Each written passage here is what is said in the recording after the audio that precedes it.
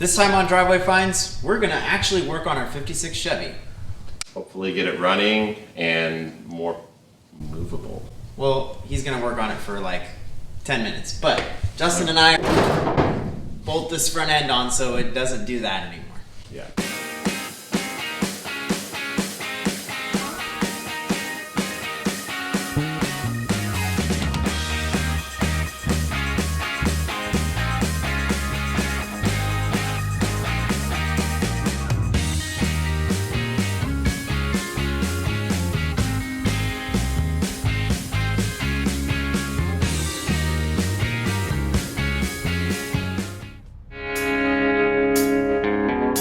This is our 1956 Chevy.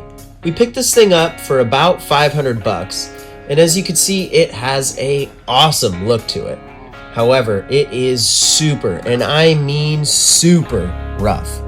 We just want to start working on this thing and get this project down the road. We bought this car probably 2 years ago. This is where we first saw the 56. We had our eyes on this thing for years. With that patina and those door logos, it has the look. I'm pretty sure that's a Ford truck bumper on the front, and that is plumbing pipe for a roll cage. This thing's old school crude at its finest. I mean, this thing is nasty. We could not wait to get that roll cage cut out.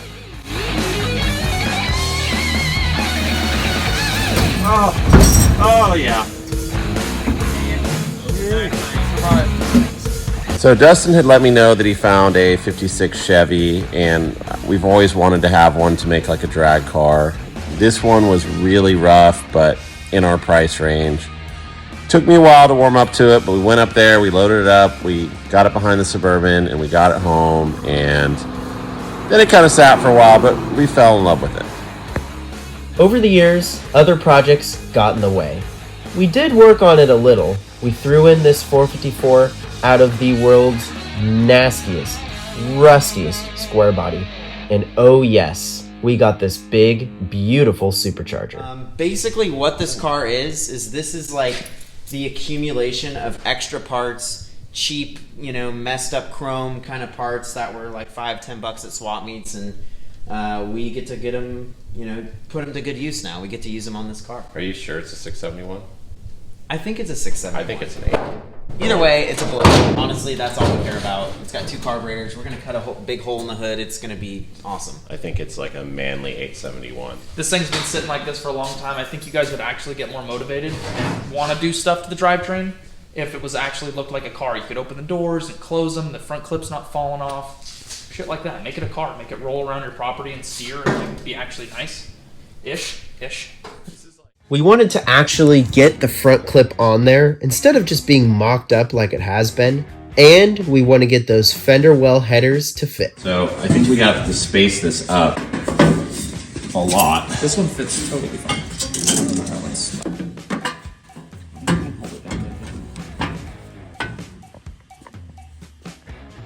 Okay.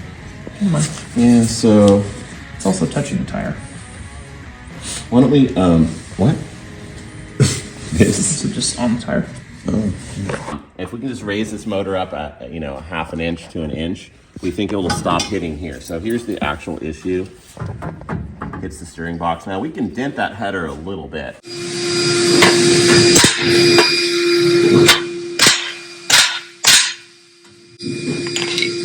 And progressively larger. That was perfect. I'm kind of. That was really good. I've kind of dented a couple headers. I'm gonna be honest. Clearly. I had a brand new, NT Incorporation bearing here, and so, we needed to make spacers, but it didn't happen, and I really want to have this thing have a blower sticking out of the hood by the end of the day, so we just use these spacers for now. But I'm going to be honest, this bearing is going to probably be here for like 5 years. It's got headers on for the first time. Is this a dipstick? Proper spacers. I think that's a dipstick we're going to use, yeah. Oh, there's oil in it. So the 56, probably when it was out on the racetrack, slid and smacked into the wall, and this quarter panel was all dented in. But a couple weeks ago, Brito and I porta powered this thing out, and all the spot welds broke on our cool little flip taillight gas door thing. So obviously that's one of the coolest features of a 56 Chevy, and we want to put it back. So I'm going to weld this guy back into the quarter panel.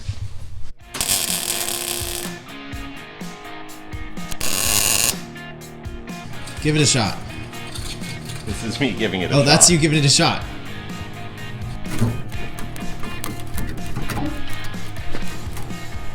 There we go.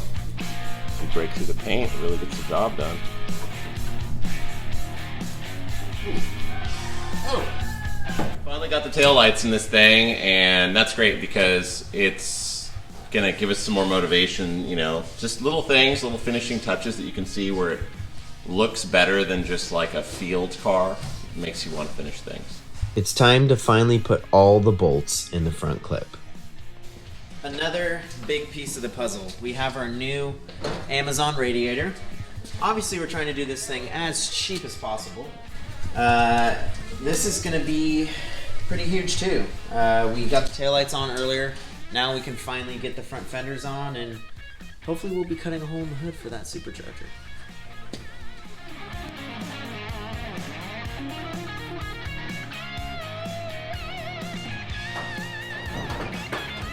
Our next voyage here is to put on some hood hinges. 5 minutes later. Everything was going great until we decided to use an impact to thread a bolt in a rusted hole. This right here is why car people do car things. For this moment right here. We've stared at this car for so long, and now that this skinny Krager next to this Davis auto body with this fender well header is all together, I mean, this is an equation of genius. I love this. Princess carry this thing. This is so much worse than any other time. Oh, now the car's rolling. Wow, we really butchered this. No, BDS needs to make hand bolts. We lift it up. Never mind. It's good. Put back. Oh, my finger. That is horrible. Okay, carburetors.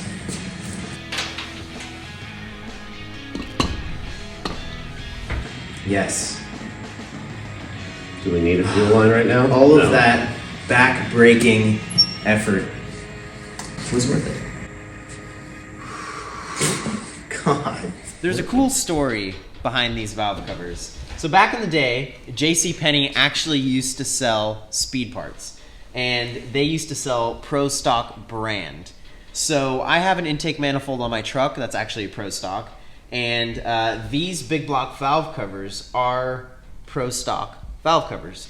So I got these from this guy's house, and it was kind of crazy. There was literally cars and parts scattered everywhere. I think the house had a hole in the side of it. Dude was like nice, but like totally weird. So he said I could either buy these valve covers for 40 bucks or I had to get his El Camino running. And let me tell you, I couldn't pull that $40 out fast enough. I'm gonna attempt to cut a hole in the hood. I'm gonna measure to see where our carburetors are. I'm gonna start with the carburetors first. I would love if the pulley stuck through the hood, but I don't really know because Tri-5 hoods kind of come up a little bit, you know, towards the middle, so we'll see what happens.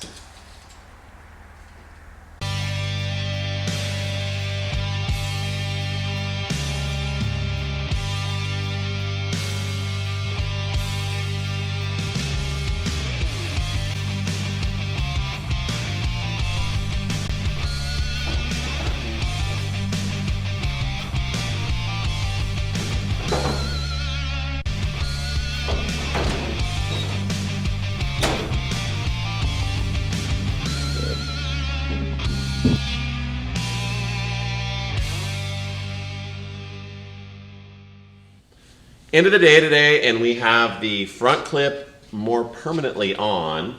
We have, I mean, look at that big old supercharger. We got the fender well headers on, and we had to do some creative spacing of our engine. I think with a Chevy K Series hub bearing. It'll be good. And then some denting, and it's in. So tomorrow we want to work on the control arms. This suspension is sagged out, worn out. We also want to try to get the brackets cut off the rear end, and that's probably all we're gonna have time for, because this stuff is not gonna be easy to take off.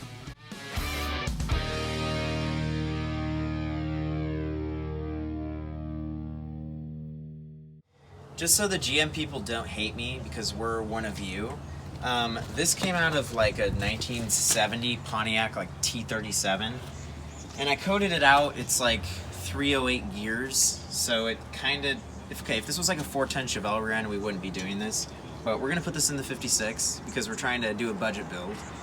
We paid like $100 for this thing. I like literally ran on my lunch to grab it and like helped the guy pull it out of his dump trailer before it was gonna get scrapped. So this thing's going to be ready to go in the 56.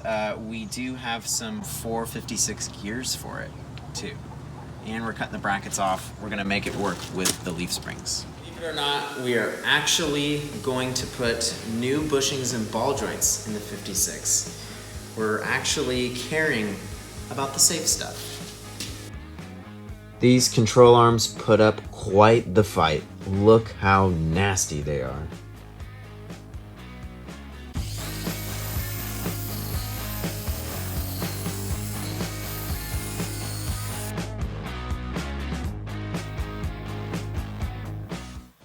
The truth about control arms is no car guy on the planet actually likes to do this. Literally none.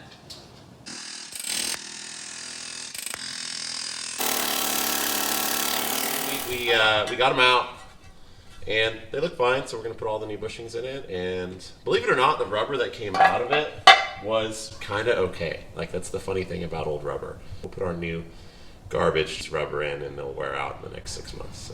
So this is my little Logan table lathe. I don't get to use it very often, but I don't have a wire wheel on a grinder in my shop yet, and we need to clean these up, so I figured I would just chuck it up in the lathe, and we'd use some sandpaper and clean up these surfaces a little bit.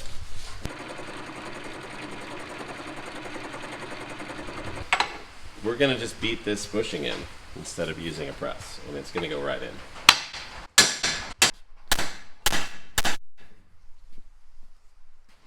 We got the control arms all put together, and if car guys know, this is like a chore. This isn't fun. So I'm excited to finally get these things done. They got new bushings, new ball joints.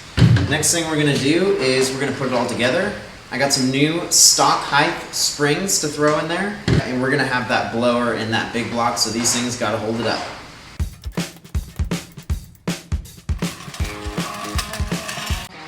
This is gonna be really annoying to take apart since this thing has been together longer than most of us have been alive. Obviously, this is welded together by nature, which means it's rusted pretty solid.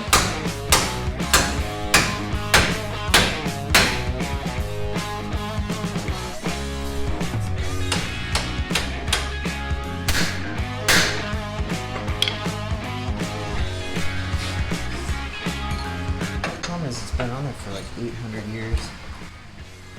Do you have the nut off of it? I have the nut on there so that it doesn't. Oh. The nuts, so that it just kind of. Oh. Oh, okay. I thought you had an actual problem for some reason. Oh no, I have an actual problem. What is it? It won't come off. Oh, shit.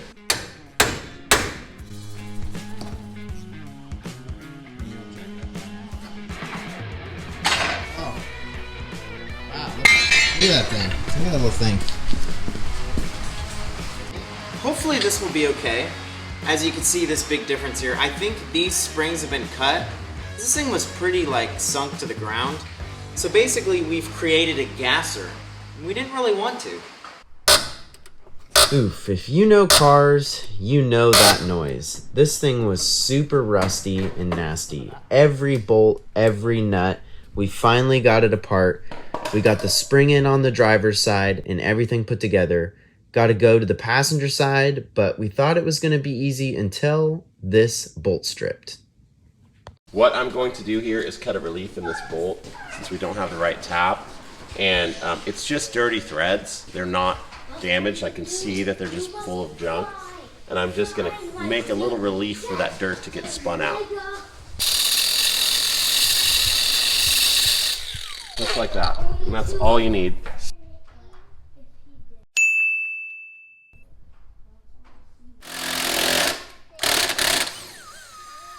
It totally fucking worked, I think.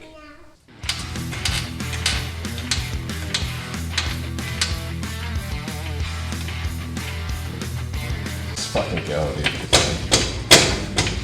The spring gods are on our side on this side. Ooh, that is quite tight. The first time we get to see the 56 with its new and improved stance. Okay, Scasser. Step aside. Oh my god, it's like, I have to put the rubber, I guess we accidentally do have a gasser. Hopefully, You wanna know something else? The springs will settle though. The springs will settle.